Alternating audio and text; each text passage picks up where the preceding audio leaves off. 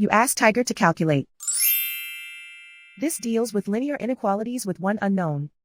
The final result is n equal or greater than -15. Let's solve it step by step. Isolate the n. Divide both sides by -5. Whenever you multiply or divide by a negative, reverse the inequality sign.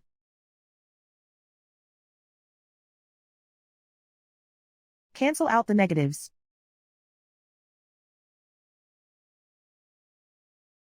Simplify the fraction.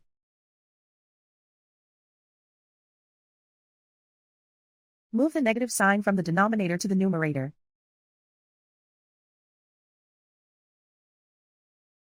Find the greatest common factor of the numerator and denominator.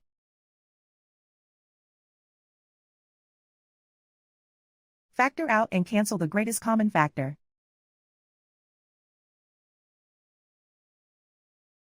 Plot the solution on a coordinate grid.